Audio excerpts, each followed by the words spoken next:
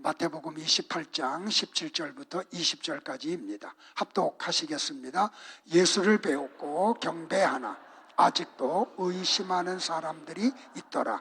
예수께서 나와서 말씀하여 이르시되 하늘과 땅의 모든 권세를 내게 주셨으니 그러므로 너희는 가서 모든 민족을 제자로 삼아 아버지와 아들과 성령의 이름으로 세례를 베풀고 내가 너희에게 분부한 모든 것을 가르쳐 지키게 하라.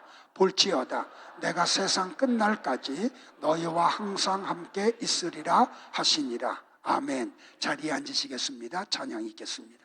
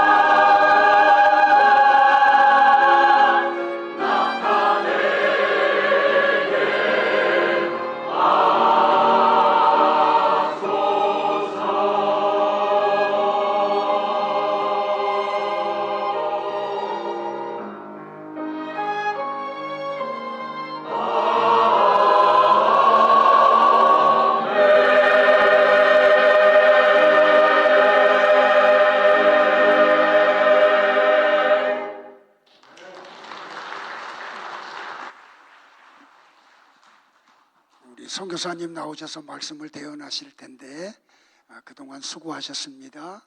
앞으로도 수고해 주시고요. 우리 교회 오심을 진심으로 환영합니다 하고 뜨거운 박수로 환영할까요? 선교사님 나오실까요? 선교사님이 입으신 옷은 캄보디아 정통 의상입니다.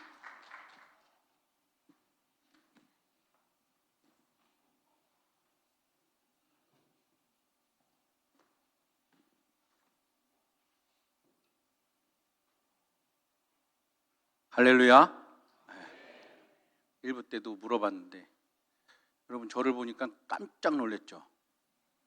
그리고 1부보단 좀 웃어주는 분이 있어가지고 저도 거울을 보면 깜짝 놀랍니다. 하도 살이 많이 쪄가지고 어제 저희 오랫동안 제가 중고등부 청년부 때까지 이렇게 같이 했던 제자들이 함께 모여가지고 식사하고 커피 한 잔을 했는데 이러다가 죽겠습니다 그러더라고. 저보고 이러다가 죽는 거 아니에요 선교사님 이러더라. 그 친구들이 무슨 약속들을 하더라고. 뭘 막 적어요. 내년이 될지 후년이 될지 모르지만 다음번에 만날 때 20kg가 빠져 있으면 양복을 해드리겠습니다 이렇게 해가지고 참석한 애들 사인을 다 해가지고 지금 제 핸드폰에 있어요. 여러분 기도해 주세요. 20kg가 빠지도록 양복을 하나 입어야 될 거 아니에요, 그죠? 너무 이 전통 옷이기도 하지만 양복이 맞는 옷이 없어요. 그래가지고 이렇게 파주에 계신 분들은 잘 안 웃네.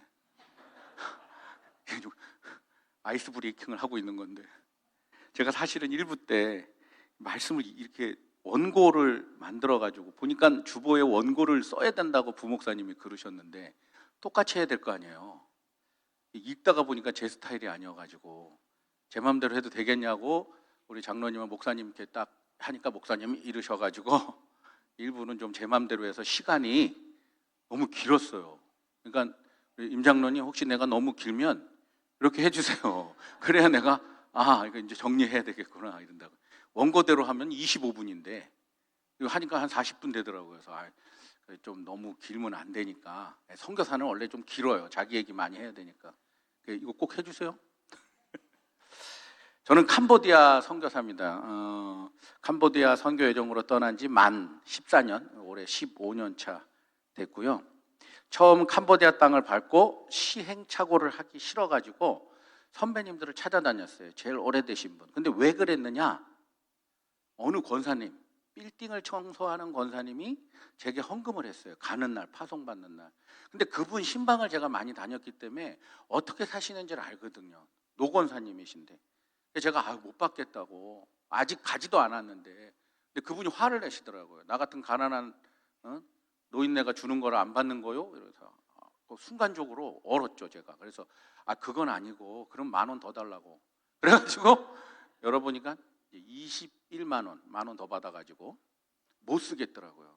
왜냐하면 그분이 뭐라고 말씀하시면서 줬냐면 내가 이게 선교사님, 그러니까 목사님 이뻐서 주는 것이 아니고 선교지에 가서 선교를 잘하라고 드리는 기도의 마음을 담았다는 거예요. 그래서 선교 헛되게 하지 말라고 이렇게 얘기하셔가지고 그걸 못 쓰겠더라고요. 그래서 선교에 이렇게 1년, 2년 내가 이것도 해보고 저것도 해보고 이게 싫은 거예요. 그래서 선배님들을 다 6개월 동안 다니면서 그분들에게 조언을 들었죠. 그분들이 하시는 모든 말 중에 하나로 정리를 해보면 먼저 사람을 키우라는 거예요. 그러니까 그분들은 땅도 크게 구입하고 교회도 크고 막 이래세요. 가서 보면 오래되셨으니까. 그런데 그분들 중에 정말 솔직히 얘기하는 분 중에 한 분은 한 명 리더자 혹은 자기가 선교한 사람 중에 회심하고 이게 한 명 남았다고 표현했어요. 그러면서 제게 후배니까 한참 후배니까 사람을 먼저 키워라. 그래서 제가 한 사역이 처음에 대학생들 푸놈펜에 이제 지역이 막 있잖아요. 캄보디아. 그러면 기독교인이 친구들이 푸놈펜으로 오면 다 신앙을 잃어버릴 수밖에 없어요. 대학을 다닐 때 집을 얻어야 되고 돈도 없는데 어려움에 처해 있는 그 친구들을 모아서 함께 먹고 자고 기거하며 신앙훈련을 시키는 것을 학사라는 표현을 쓰더라고요. 그래서 저는 학사센터를 죄송합니다. 그분들과 같이 했습니다.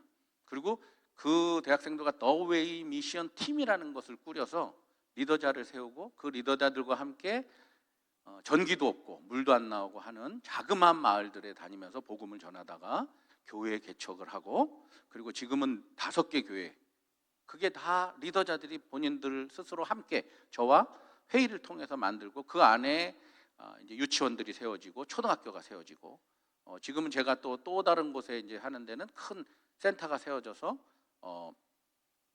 이제 목회자들 그 실천 신학 훈련을 하는 센터가 이렇게 세워졌습니다. 이렇게 저는 사역을 해왔어요. 현지인들과 더불어 선배님들의 덕이죠. 그분들의 조언한 대로 지금 15년 하니까 참 은혜가 넘치고 감사하고, 정말 하나님은 살아계시구나, 이걸 매일매일 느끼고 난 선교사 하기 잘했구나 이래야 되는데, 어느 날 이거 웃어줘서 감사합니다. 어느 날 너무 제가 스스로 힘든 적이 한 번 있습니다. 스스로 힘든 것 같아요. 표현을 그렇게 하는데, 한 번도 저는 불행하다고 생각해 본 적이 없습니다. 하나님이 다 인도해 주셨기 때문에 늘 행복하게 살았어요. 그게 우리 청년들, 학생들, 또 우리 교인들이 이상하게 생각할 정도로 행복하다 했는데, 어느 날 안개와 같이 뭐가 쑥 들어왔어요. 너무 힘들고 괴롭고 잠을 못 자고, 그리고 옛날에 지었던 죄까지, 심지어는 남동생과 치고받고 하다가 제가 밀쳐가지고 머리통 깨진 것까지, 그게 다 생각나는 거예요. 그러면서 잠을 못 자기 시작하고, 이거 왜지? 우리 딸이 그런 아빠를 보고 제 방을 이렇게 문 따고 들어와가지고 문을 딱 걸어 잠그고 펑펑 운 적이 있어요. 아버지 같지가 않다고. 왜 이러시냐고. 그럴 정도로 저는 아닌 것 같이 행동했는데 안 되더라고요. 그때 제가 할 수 있는 유일한 일은 이제 핸드폰에 귀를 꽂고 찬양만 듣는 거예요. 기도도 안 되고 말씀도 안 되고. 그때 우리 와이프가 제일 좋아했어요. 왜냐? 17kg가 빠졌어, 한 달 만에. 그래서 정말 쭉쭉 빠지더라고요. 아는 목사님들이 암 검사해보라고 그랬어요. 불과 한 3, 4년 전에. 그리고 제가 이 우울증 비슷하게 걸려 있으니까 옆에 이제 선배 목사님들이 어떻게든 이걸 끄집어내야 되니, 우울증 걸린 목사님, 그러다가 회복된 목사님, 목사 형제가 9명인데 다 목사, 그리고 아버님도 목사, 이런 분도 우울증이 있더라고요. 그래서 스스로 자살하려다가 실패해가지고 극복한 분이 계세요. 이거 길게 얘기하면 안 돼, 그죠? 이거 시간이. 이런 분이 계셔. 이런 분이 저를 수원 그 선교사가 세운 그 탐방을 하는 거예요, 2박 3일. 그러면서 저를 막 위로하고 막 이렇게 했어요. 여러 목사님들 같이 갔었지만, 근데 이분이 마지막에 저한테, 그런데 아직도 자기는 10년이 지나도 아직도 우울감이 푹 튀어나온대요. 이거는 치유되는 게 아니래. 그분 말에는 같이 사는 거래요. 한 번 그 아픔을, 그러니까 얼마나 고통스럽겠어요, 사람이. 저도 조금 맛봤지만, 그래서 그 다음부터는 우울감, 조울증, 뭐 이런 정신적으로 아픈 사람들 함부로 얘기 안 해요. 기도해. 그리고 믿음도 없이 이런 말 안 해요. 얼마나 아픈지 공감부터 하게 됐어요. 얼마나 아프냐, 얼마나 힘드냐. 그런데 제가 회복이 초고속으로 회복되게 됐어요. 정말로. 깜짝 놀라서 그 다음부터는 저를 처음에 소개했던 그 대형교회 목사님이신데, 그분이 이제 우울증 걸린 선교사님들을 자꾸 소개시켜줘. 어떻게 극복했는지 얘기해봐, 막 이러면서 계속. 그 정도로 초스피드로 극복을 했어요. 왜냐? 영상을 하나 보겠습니다.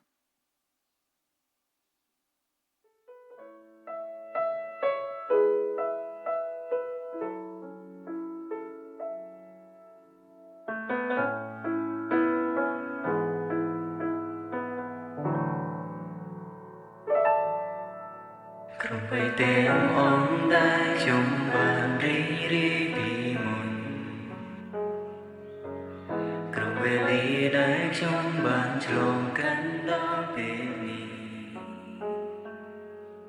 Rồi về ly đai chung đã trông cánh lục ní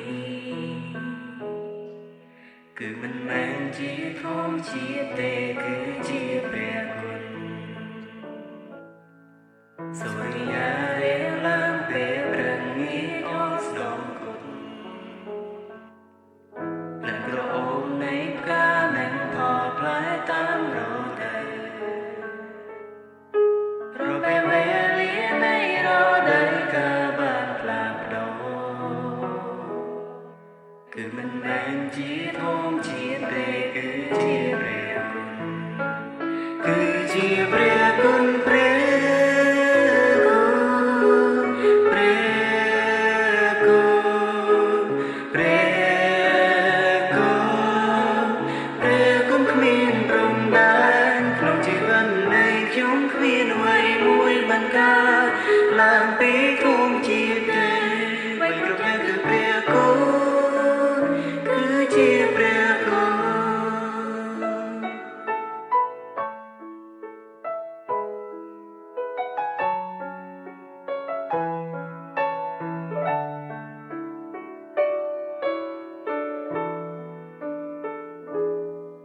chỉ vẫn đang trong cả một hai luôn nơi đây này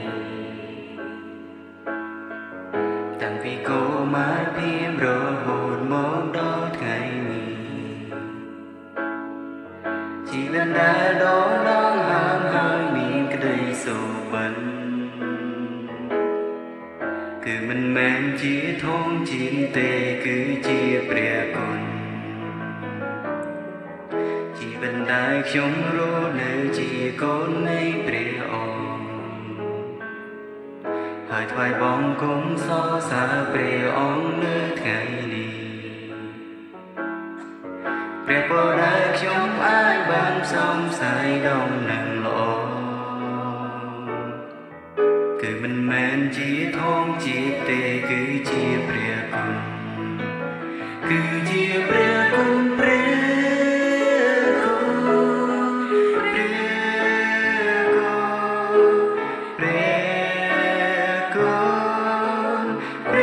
khuyên rồng đàn không chỉ bên này chúng khuyên mây nuôi mặt ta làm bí thông chia tề vậy trong nhà cứ bè cô cứ chia bè cô cứ chia bè con bè cô bè cô bè cô bè con khuyên rồng đàn không chỉ bên này chúng khuyên mây nuôi mặt ta làm bí thông chia tề vậy trong nhà cứ bè cô cứ chia bè cô.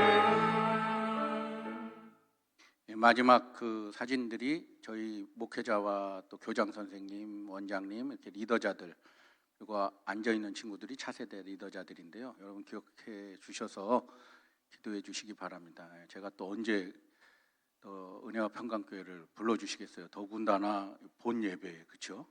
이렇게 잘 안 세우시는데 아마 다시 불러줄 확률이 한 89, 다시 안 불러줄 확률이 한 85.5%가 아닐까. 한 10여 프로는 좀 기대를 해봐도 될지 모르겠네요. 목사님 어디 가셨나? 함께 사역을 했습니다. 선배님들의 조언에 의하여서. 그래서 본인들이 교회를 개척하고 학교를 같이 시작하게 하고 이러면서 왔어요. 그런데 우울감이 오니까 아무것도 쓸데없다는 생각이 드는 거예요. 내가 무슨 선교사라고 이러면서 아무것도 난 이제 그만둘 거야. 뭐 이렇게 속으로.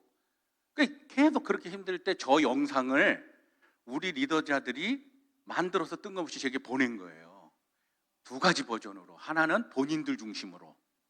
그 옛날부터 조금씩 했던 사역들을 저거 제 페이스북에서 뽑아가지고 한 거래요. 그렇게 해가지고 한국말 하는 친구들이 있거든요. 저희가 뭐 순천향대학교 공부했다 간 친구들, 서울여대 공부 다 마쳤던 애들 친구들이 옆에 있으니까 도움을 받아서 우리 비살 목사님이 저걸 만든 거예요. 만들어서 보냈는데 저걸 보는데 너무 눈물이 나는 거예요. 아, 여태 나 혼자가 아니었구나. 그 자살하려고 우울증 때문에 자살하려고 하는 목사님이 어떻게 살아났느냐? 자동차가 오니까 죽으려고 이렇게 누웠대요. 근데 자동차들이 다 피해가더래요. 그래서 안 죽어가지고 이거 어떻게 하면 죽으냐? 뛰어들어야 되겠다 그래가지고 확 뛰어들었는데 때마침 젊은 분이 운전을 하다가 싹 피해가지고 휙 이렇게 될 거 아니에요.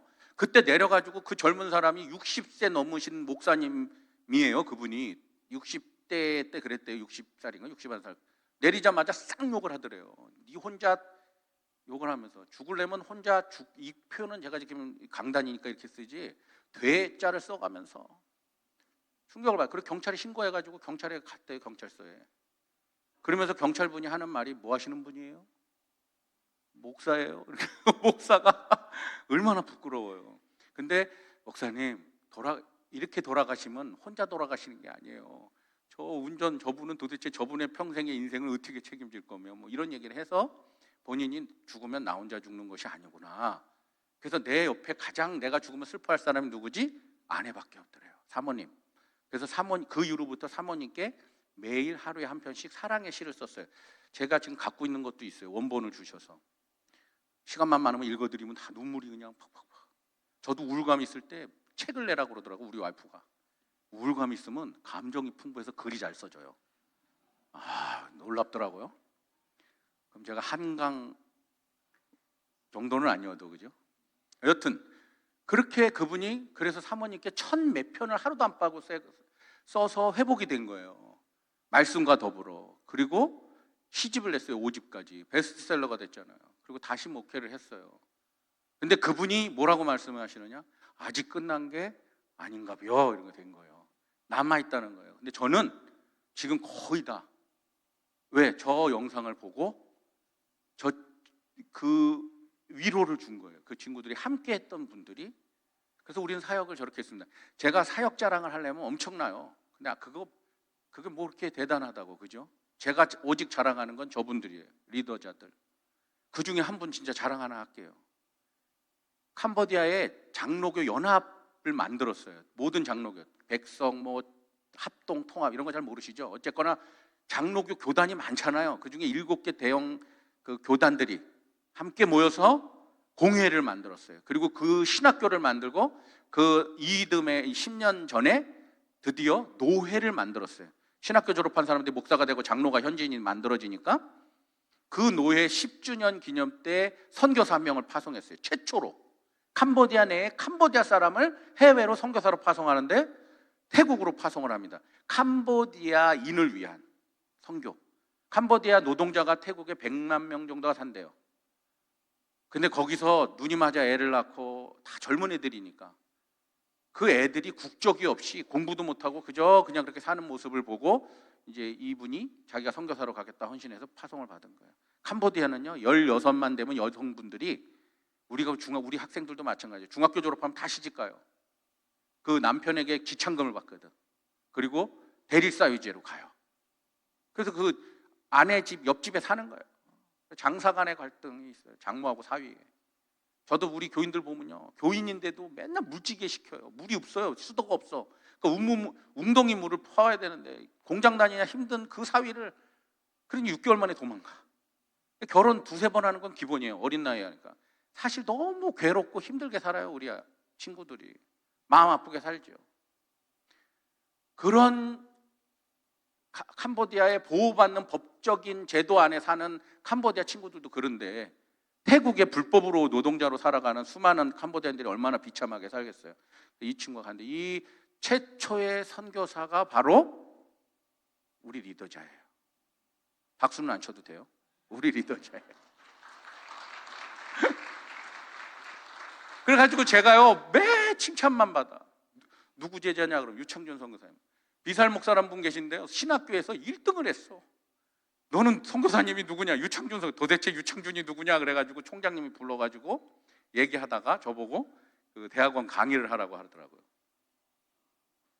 다 리더자들이 스스로. 이분들. 그래서 많은 후배들이 찾아옵니다. 저희 사역지를. 사실 볼품 없어요. 뭐 건축비도 500만 원. 뭐 이렇게 교회 하나 지은 거예요. 아까 본 그게. 지금은 어느 교회에서 70주년으로 이쁘게 잘 지었지만 그전에는 그렇게 개척교회에서 단기팀으로 왔다가 이 십시일반 모아서 500만 원 보낸 걸 가지고 교회를 지은 거예요.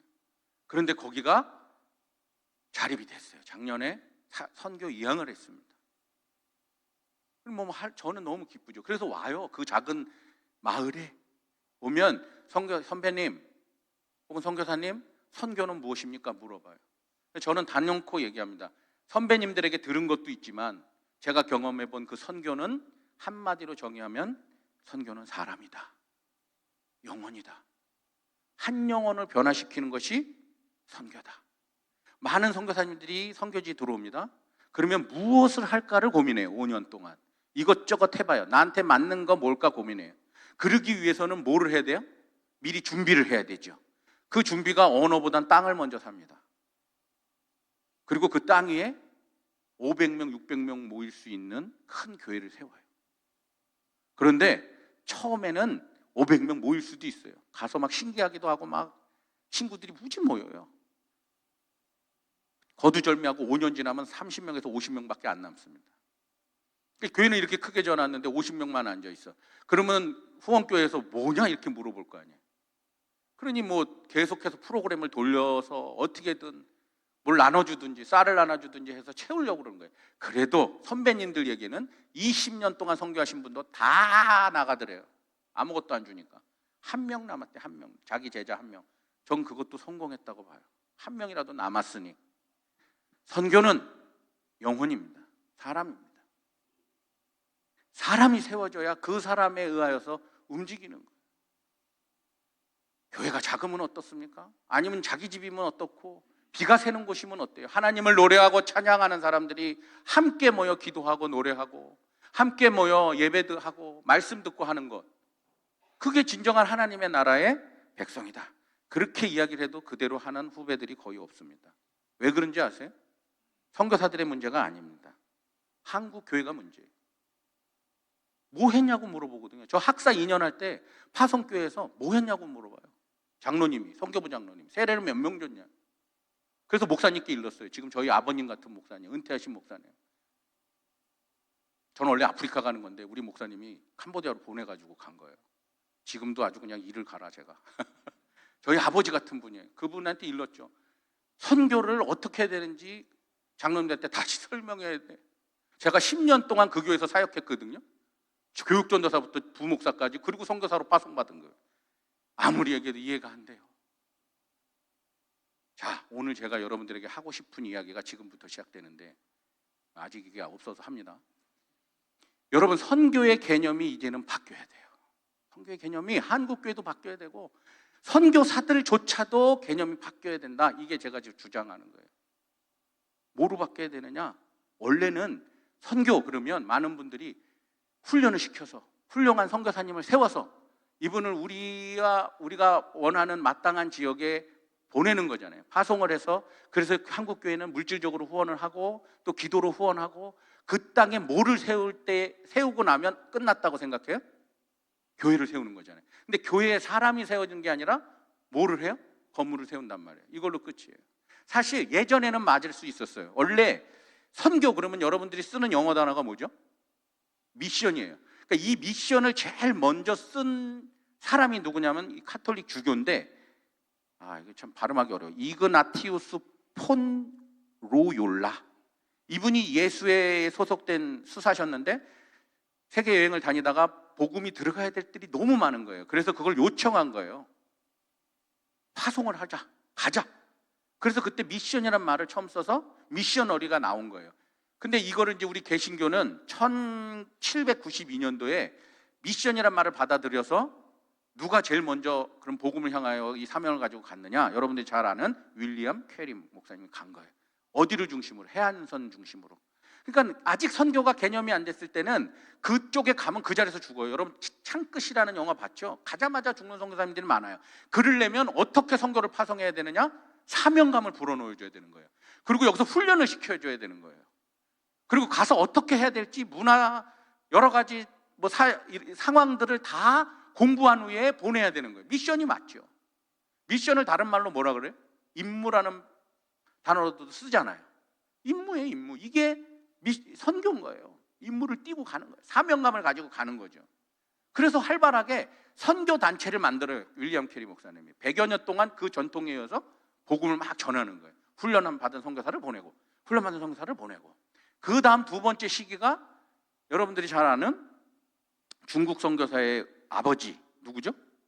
허드슨 테일러 목사님을 중심으로 또 100여 년, 1865년부터 100여 년 동안 내륙을 중심으로, 여기 윌리엄 캐리 목사님은 해안가, 허드슨 테일러 목사님은 내륙 쪽으로 해서 중국 선교회를 만들잖아요. 그래서 이렇게 미션을 보내서 많이 개신교가, 그리고 실질적으로 미국 대부흥이 일어나고 나서부터 많은 대학 선교단체를 불러서 훈련시키고 한국까지 오는 거 아니에요. 한 손에는 뭐를 들고요? 복음을 들고, 한 손에는 사랑을 들고 방방곡곡에 다녀서 사형이라는 책자 하나 가지고 가서 무조건 복음을 전하잖아요. 그때는 뭐 말도 못했어요. 한국교회도 훈련시켜서 보내는 거예요. 시골마다 봉사도 하지만 한 손에는 복음을 들고 한 손에는 사랑을 들고. 이게 한국 부흥을 일으켰죠. 그리고 선교에 대한 부흥을 일으켰습니다. 그러면 이제 바뀌어야 되는 거예요.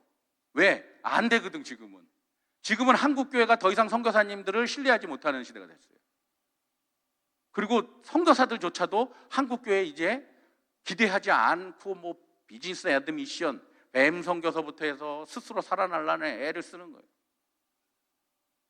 점점 선교도 죽지만 제가 한국교회 이렇게 들여다보니까 한국교회가 이제 위기야. 그래서 선교에 신경을 쓸 겨를도 점점 없어. 그러면 바꿔야죠. 개념을. 제가 이 생각을 했어요. 제가 이래봬도 공부하고 있거든요. PhD를. 그것도 문학 박사를, 철학 박사를 교차 문화, 인터컬처를 하고 있어요. 이 문화 공부를 하고 있다고요. 아무도 안 놀랐지만 아무튼 그것도 다 선교사님이 당신 사역한 거를 논문으로 써라 해서 선교사님이 100% 장학금을 줘가지고 그래서 지금 논문 쓰느냐고 머리가 다 끝나면 머리 아파 죽겠어요. 이거 안 내면은 다 토해내래요. 그동안 들어갔던 돈을.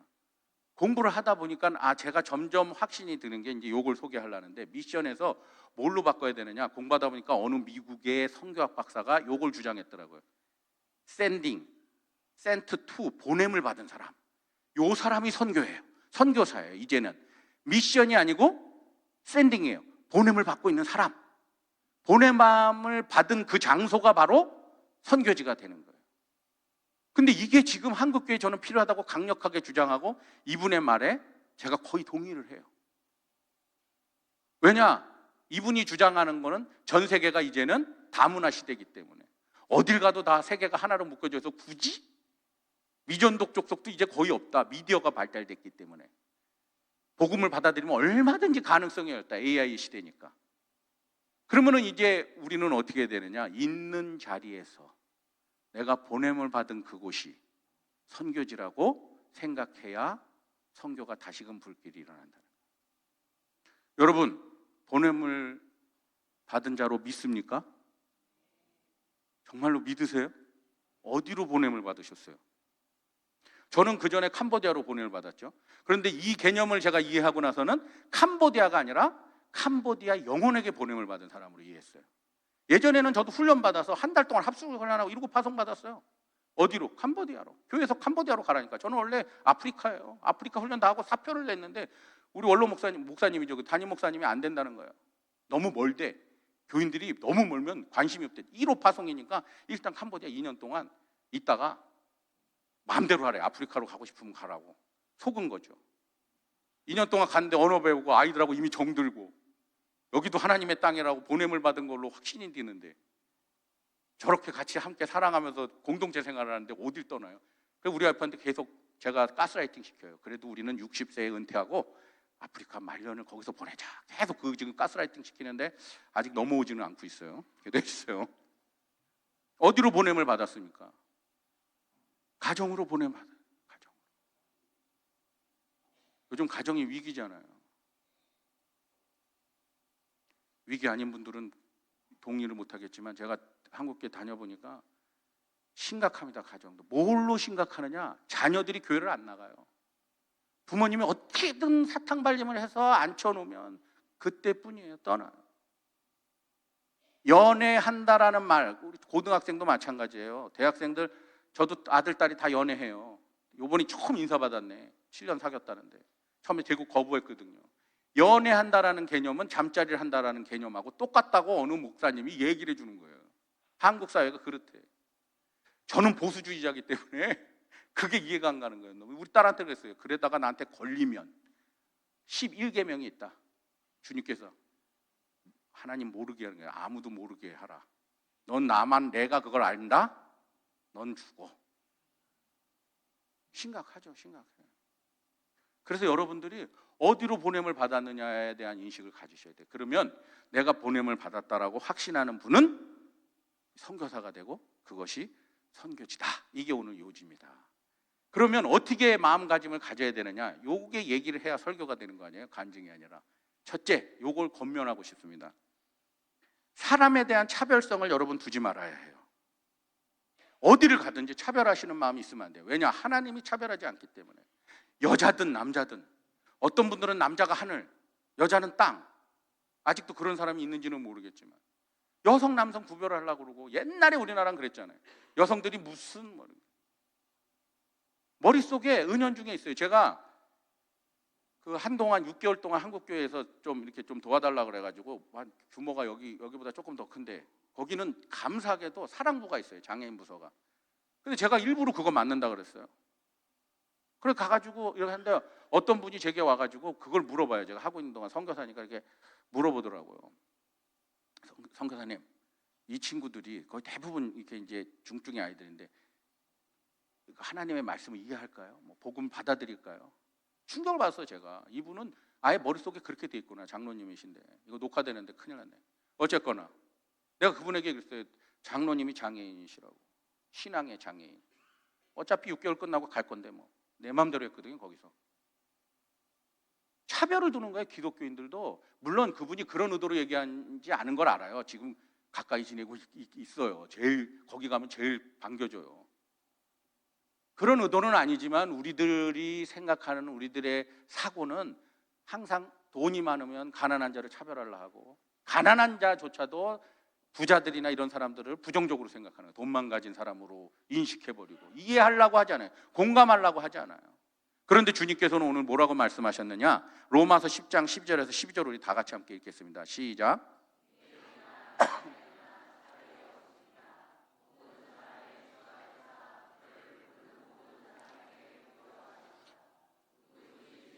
부른 자는 구원을 얻으리라. 그런즉 너희가 믿지 아니하는 이를 어찌 부르리요? 듣지도 못한 이를 어찌 믿으리요? 전파하는 자가 없이 어찌 들으리요? 보내심을 받지 아니하였으면 어찌 전파하리요?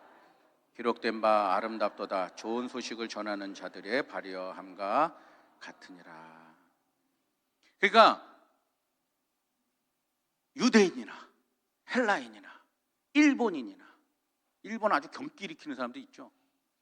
북한인이나, 우리 원로 목사님이 북한에서 넘어와가지고 아주 공산당 그러면 경기를 일으키세요.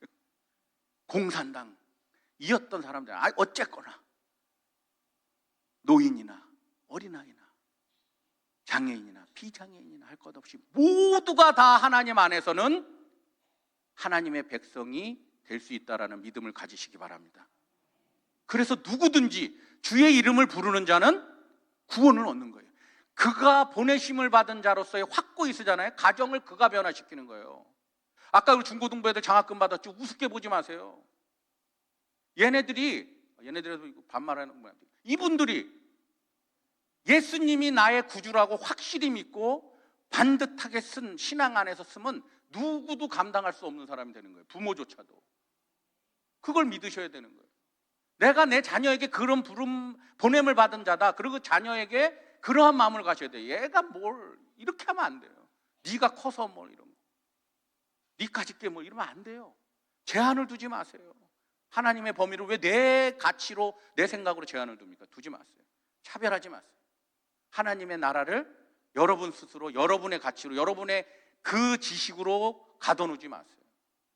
누구든지 주의 이름을 부르는 자는 하나님의 나라의 백성이 되고 존귀한 사람이 되고 누구든 감당할 수 없는 사람이 된다라고 믿으시기 바랍니다. 요게 있어야 돼요. 두 번째는 나는 완전한 존재가 아님을 인정해야 돼요. 오늘 19절 함께 보겠습니다. 다 같이 읽겠습니다. 19절 시작.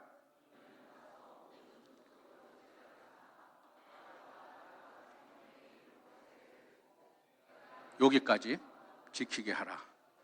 뒤에 좀 더 있는데, 선교사가 되기 전 미션을 생각했던 사람은 이거를 봐요. 동사 특히. 너희는 뭐 해요? 가라. 가기 위해서 준비를 해야 되는 거예요. 가서 아들과 아버지와 성령의 이름으로 뭘 줘요? 세례를 주라. 그리고 내가 너희에게 분부한 모든 것을 가르쳐. 이것만 생각한다고. 그래서 나도 여기에 훈련을 받고 열심히 했어요. 그런 존재가 되기 위해서 훈련도 하는 거예요.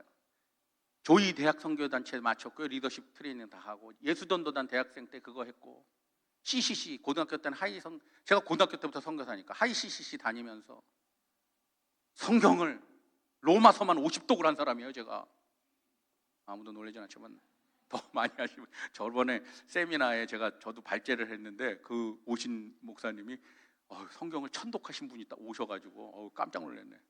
여튼 그런 훈련들을 한다고요. 그런데 제가 보냄을 받은 자가 선교의 개념을 바꾸고 나서 뭐가 보였냐면 17절이 보이더라고요. 다 같이. 예수를 배웠고 경배하나 오히려 의심하는 자로 있더라. 11 제자에게 예수님이, 야, 내가 너에게 명한 산으로 좀 올라가 있어. 내가 뒤따라갈게. 그리고 올라갔어요. 예수님이 돌아가시고 3일 만에 다시 부활해서 제자들을 만났어요. 그리고 내가 진시한 산으로 가라. 거기서 경배를 해요. 그러나 여전히 의심하는 자가 있다. 여전히.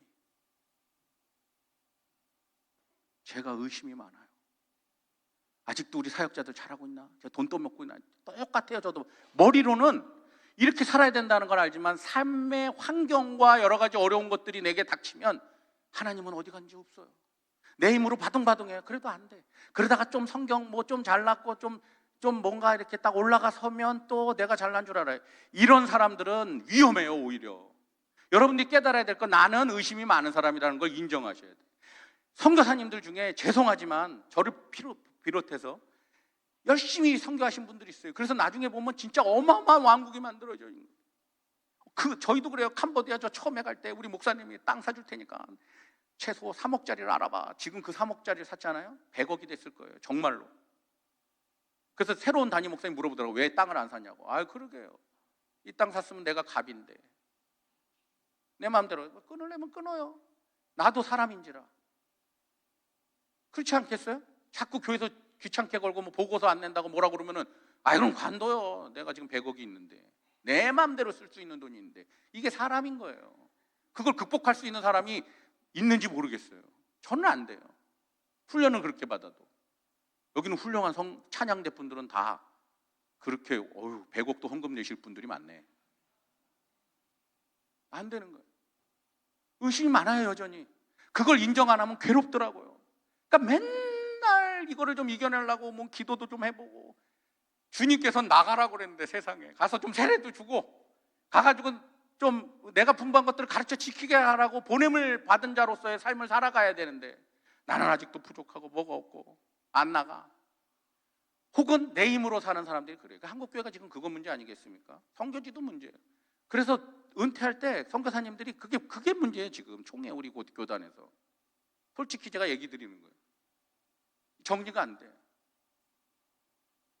내 힘으로 한 거예요. 내 힘으로. 누가 새로운 사람이 받으려고 그러면 내가 이만큼 노력했는데 아까운 거예요. 아까운 거. 본인 겁니까 그게? 여러분들이 유리 닦고 그 권사님처럼 남의 그 빌딩 청소하는 분이었거든요. 그거 해가지고 어떻게든 자기 밥 안 먹고 그거 안에서 그래도 하나님 일을 한다는 선교사에게 그 조그만 봉투 내민 그것이 17반 모여가지고 선교하는 거 아니겠냐고요. 그래서 만들어간 거고 현지인들이 바로 서니까 대가고 있는 거지 현지인들이 하나도 없어 봐요. 그 무슨 선교회가 되겠어요. 현지인들한테 감사하지도 않고 말이죠. 자기 힘으로 하면 안 되는 거예요. 그러니까 자기 힘으로 살아서 잘 되는 거 한번 생각해 보셔야 돼요. 키르케고르라는 실천주의 철학자의 아버지가 하나님을 찾지도 않는데 그 사업이 잘 돼가지고 자기가 회개했대잖아요. 그래서 재산을 다 팔아가지고 키르케고르가 줬어요. 사회 환원하라고. 두려워서. 사람은 누구나 다 죽어요. 다 예언하실 수 있죠. 죽는 거는 언제 죽을지는 아무도 몰라요. 1000년 살 것 같처럼 그렇게 우리는 살아요. 내 힘으로. 그러니까 여러분 깨달아야 돼. 나는 아무것도 아니구나. 암 하나 딱 들어가면 다 모든 게 무너져 버려요. 그렇게 믿음 좋다고 해도 여기 위암에 위에 암덩어리가 하나 있다 그러면 여러분 어떻겠어요? 아무리 기도해도 안 되는데. 믿음이 없어요. 저도 없어요. 우리 아들이 대학교를 결정할 때 5군데를 결정하는데 다 제가 캔슬했어요. 돈이 없어서. 대한민국의 학교들은 세 자녀를 낳으면은 국가장학금을 준다. 얘가 꿈꾸는 게 있어요. 자기가 꿈꾸고 자기가 희망하는 데가 있어요. 왜? 거기에서 선교사 자녀들에 대한 비전이 있거든요, 이 친구는. 근데 근데 어느 날 그걸 막 하는데 갑자기 처음으로 저한테 엄청나게 크게 반항을 하더라고요. 목욕탕에서. 소리를 왁 지르고 되게 얌전하거든요. 저닮지 않아가지고 말수도 없고. 자기 우리 엄마 닮았어요. 그래도 무지 답답해. 난 둘은 아주 안 맞아. 어떤 분이 그 TV에서 로또라고 그러더라고요. 안 맞는다고 아주 그냥. 그 친구가 그러더라고요. 아버지는 파파를 떨면서 이길 거다 그러더라고요. 왜? 그랬더니 자기 친구들 단기팀으로 오고 그 학교에서 매년 왔거든요. 오면은 너희들 제한을 두지 마. 예수가 너희 안에 거하고 너가 예수 안에 거하면 무엇이든지 원하는 대로 응답하시는 그 하나님을 믿고 꿈을 꿔라 막 이렇게 얘기했는데 정작 자기 아들은 꿈을 꿨더니 환경과 현실에 미쳐서 말하라. 그때 이제 충격받았어요. 얼른 잘못했다 그랬어요. 미안하다. 여전히 아빠는 믿음이 없구나. 기도해라. 아버지를 위해서 기도하라고 말을 바꿔가지고 그 친구가 이겼어요. 돈 한 푼 안 내고 지금 대학 다녀요. 그 원하는 대학을. 그 고등학교에서 이렇게 자식 자랑하지 말라 그러던데 누가. 아무튼 하나님 은혜로 교장 선생님 몇 천만 원을 현금으로 줬어요. 그러니까 이 친구는 믿음이 있는 거예요. 나는 믿음이 없어요. 목사인데도. 그걸 인정하셔야 돼요. 믿음이 없구나. 나는 여전히 아플 수도 있고 힘들 수도 있고 때로는 신앙생활하다 넘어질 수도 있구나. 그런 존재구나라는 것을 인정하세요. 그게 있어야 돼요. 그리고 여기서 끝나면 안 돼. 그러면 좌절과 절망의 우리 기독교가 되잖아요. 마지막 여러분들이 강력하게 이야기하고 싶은 세 번째, 그 믿음 없는 사람들 얘기를 거기 써 있으니까 이게 베드로도 아시죠? 베드로도 자기 힘으로 살았어요. 처음엔. 그래서 예수님이 뭐라고 얘기했을 때 너를 나 팔아먹을 거라고 예언했더니 절대 아니라고 그랬잖아요. 근데 나중에 예수님 3번 부인하잖아요. 그러고 나서 예수님 다시 만났을 때 베드로의 행동이 어땠어요? 바닷속에 뛰어들었다고요. 나는 죄인입니다. 그리고 성령을 받았어요.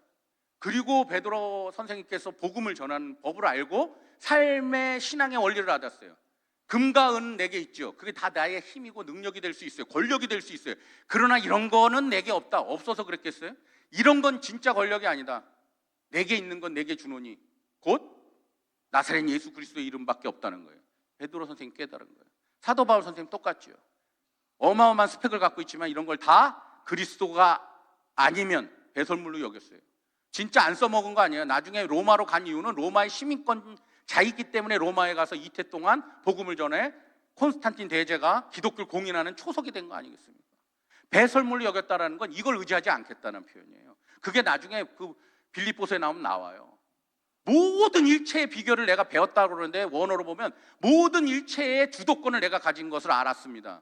그런데 능력 주시는 자 안에서 내가 모든 것을 할 수 있느니라. 이게 사도 바울이 깨달은 거예요. 내 힘이 아니라 내게 능력 주시는 자 안에서.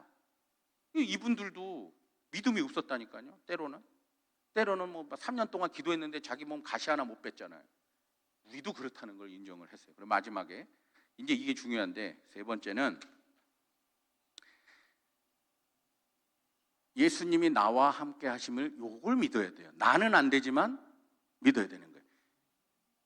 첫 번 17절에 제자들이 오병의 기적을 맛보고 무리를 걷는 예수님을 만나고 죽은 자를 살린 예수님을 만나도 여전히 의심 있는 사람에게 주님께서 하신 말씀이에요. 하늘의 권세와 땅의 권세를 내게 주셨으니, 예수님이 내게 주셨다고 그랬잖아요. 그냥 보통 성령이 너희에게 임하시면 이렇게 말해도 되는데 이 마지막 말씀에는 하늘의 권세와 땅의 권세를 내게 주셨으니 그러므로 이렇게 말씀하시는 거예요. 예수님에게 그 권세가 있는 걸 우리가 알아야 되고, 그러므로 너희는 가서 지상명령을 하신 거예요. 최대의 명령을. 그리고 마지막 절에 뭐라고 되어 있냐면 그 하늘의 권세와 땅의 권세를 가진 그 예수님 내게 주셨으니 너희는 가서 보내시고 나서 마지막에 띄워주시죠. 읽겠습니다. 시작. 내가 세상 끝날까지 너희와 항상 함께 있으리라. 믿으십니까? 이 믿음이 여러분이 보내는 그곳, 하나님께서 보내시는 그곳이 변화될 줄로 믿습니다. 어떠한 곳이라도 차별 두지 말고, 어떠한 곳이라도 제한 두지 말고. 한국이 문제예요. 제가 여러분들에게 간곡하게 부탁드립니다. 은혜와 평강교회 빈자리가 많아. 제가 사람 많은 거를 얘기하는 게 아니에요. 여러분들이 어디에 보냄을 받았는지에 대한 선교자적 의미를 이 시간 이후로부터 꼭 매일매일 인식하시기 바랍니다. 다 잊어버려요. 이거 설교하고 나면 뭐 제 설교 기억하겠어요? 목사님 설교 굉장히 좋으시던데. 거기에 비하면 뭐 저는 뭐 독수리 발에 피지 뭐. 다 잊어버릴 수 있어요. 근데 뭐는 잊지 말아야 되느냐? 여러분이 선교사다. 그리고 그 보냄을 받은 그곳이 선교지다. 그런데 내 힘으로는 안 되니까 누구와 항상 함께 한다는 걸 믿어야 돼요? 볼지어다. 보라는 거예요. 좀 너희들 다 보냈는데 볼지어다는 거예요. 봐라. 이거 솔직히 그렇게 얘기하지 않았겠어요? 예수님이 저 같은 성격이면 봐 좀. 내가 너희와 항상 함께 하겠다는 거예요. 내가 너희와 항상 함께하고 내가 네 안에 거하고 네가 내 안에 거하면 너희들이 무엇이든지 원하는 대로 내가 응답하겠다라는 거예요. 나를 떠나서는 너희가 살 수 없으니 나로 부족하니 그러면 하늘에 있는 성령님을 함께 보내주겠다는 거예요. 삼위일체 하나님이 너희와 함께 하는데 뭐가 두렵고 뭐가 내 안에 차별이 있고 제한을 두고 하냐 말이에요. 그걸 가지고 간곡하게 부탁드리게 여러분, 지금 한국 사회에 심각한 문제입니다. 제가 밑에 지방 한 바퀴 돌았어요. 200명, 300명 모여 교회는 그 성도들이 공동체도요. 교육부가 사라지고 있어요. 애들이 안 와요. 애들을 안 낳기도 한대요. 청년들이 안 보여요. 여러분이 이 교회에 하나님께서 보내주신 우리들의 자녀들이라고 믿는 우리들의 학생들, 청년들, 약하고 힘들고 외로운 사람들, 고통받는 사람들, 차별받는 사람들이 이 공동체에 들어오면 내가 보냄을 받았다고 믿으시면 여러분이 교회 안에서도 선교사가 될 수 있어요. 청년들 보면 좀 한마디씩 던지세요. 장로님, 내가 너를 위해서 기도하고 있다고 누구 이름 불러가면서 얼마나 걔가 힘이 되겠어요. 너들 요즘 사는데 얼마나 힘들겠니? 얼마나 괴롭겠니? 내가 너 생각하면은 진짜 잠이 안 온다고 그러고. 그리고 하루 진짜 잠 자지 마세요. 거짓말 할 수는 없으니까. 잠을 못 자도록 내가 널 위해서 기도한다. 잠이 안 와. 그거를 듣는 친구들이 얼마나 힘이 나겠어요. 아이들도 똑같아요. 너희들이 우리 교회 미래다 말이에요. 더 나아가선 한국교회 미래예요. 더 나아가선 대한민국의 미래라고. 나이 많은 분들도 그거 뭐 난 나이 많아서 모세 선생님께서는 80살에 부름을 받은 거예요. 그리고 보냄을 받은 거예요. 본인이 할 수 있는 보냄받은 그 선까지. 뭐 100살이면 어때요? 100살이라도 한 명을 죽게 인도했으면 여러분들이 그 어떤 선교사보다 캄보디아 100년 된 이 선교 역사 가운데 1%도 안 되는데, 그런데 여러분이 한 명을 전도했어요. 특히 다문화. 여기 얼마나 다문화가 많습니까? 우리 교회 아까 광고하다 보니까 태국인 너무너무 훌륭한 교회예요. 뭘 밖으로 나가? 내가 선교사인데. 아무튼 뭘 밖에 후원을 하고 그래요. 저는 후원 좀 해주시고 뭐 이런 농담을. 여기 안에서 하셔도 돼요. 이제는 선교의 개념이 바뀌면 어디든 누구든 민족을 초월해서, 인종을 초월해서 하나님이 보내주신 그곳에 누구든지 주의 이름을 부르면 구원을 얻는다는 믿음을 가져가야 돼요. 누구와 함께? 예수 그리스도와 함께. 얼마나 지금 심각한지 몰라요. 제가요 5분만 더 할게요. 제가 기독교 대학교 선교사가 세운 명문대 Y자로 들어가는 대학에 체프를 드리러 간 적이 있어요. 거기는 뭐 한국에 있는 목사님은 초청도 안 한대요. 못 한대요. 설교할까 봐. 그게 금지됐나. 선교사는 가능하대. 선교사가 세운 학교라. 갔더니 뭐 수천 명이 앉아 있어요. 기대를 했죠. 내가 들어가 보지도 못한 대학이고 거기에 강단에 서서 수천 명 앞에 쓰니까. 그런데 조건이 있어요. 복음을 전하면 안 된대. 뭐하러 우회적으로 전해야 돼요. 이런 시대에요. 그 선교사님이 그 유명한 그 선교사님이 그 학교를 세울 때 그걸 기대하고 세웠겠어요? 찬양을 해요. 찬양팀이. 제가 여기 나오기 전에 여기 앉아왔는데 찬양 안 해요. 찬양을. 처음에는 핸드폰만 봐. 근데 거긴 조교들이 쫙 서 해가지고 시작이 되면은 앞을 보게 돼 있어요. 안 그러면 점수를 안 줘요. 그 채플 점수가 있나 봐요. 깜짝 놀랐어요. 지성인들 아니에요. 최고의 명문대고. 그런데 찬양을 안 해. 기도할 때 소리 내서 기도를 안 해. 끝나고 나서 내가 물어봤잖아. 여기 기독 동아리 애들 없어요? CCC 없어요? 뭐 예수님 없어요? 많대요.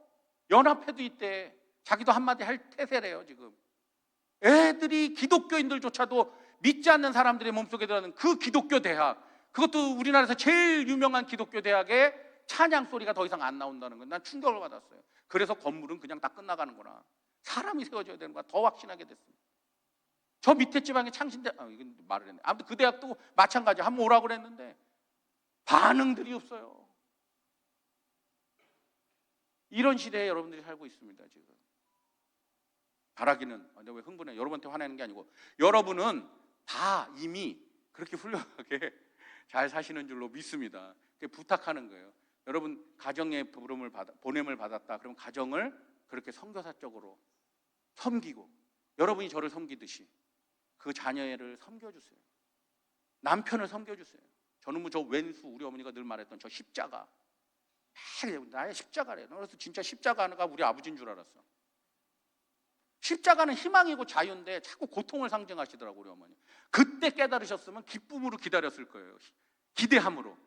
선교사니까 우리 남편에게 보냄을 받은 예수님과 함께 동행하고 우리 남편이 어떻게 바뀌고 우리 남편이 예수를 믿으면 어떤 역사가 우리 가정 안에 일어날까 기대하고 갔을 거예요. 10년이 지나도 20년이 지나도 계속 기대함으로 이놈 원수 이러지 않고 당신은 존귀한 남편입니다.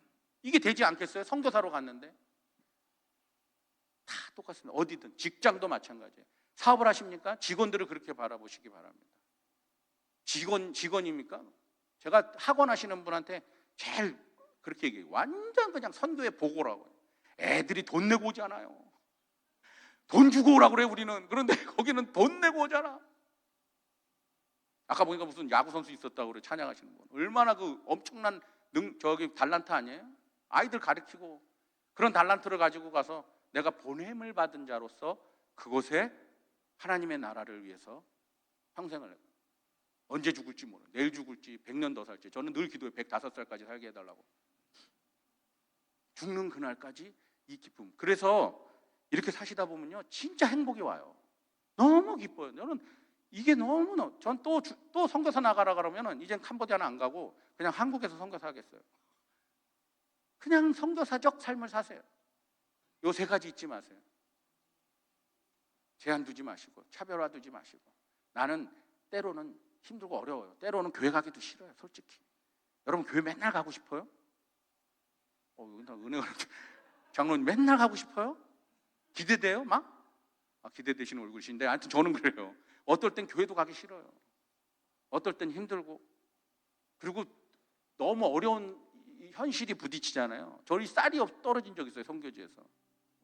아니 그것만큼 비참한 게 없더라고요. 쌀 떨어지니까 밥을 못 먹잖아요. 돈이 본국에서 안 넘어오는 거예요 이게. 그때 우리 나렌 선교사로 간 친구가 자기가 모아놓은 평생 모아놓은 500불을 주는 거예요.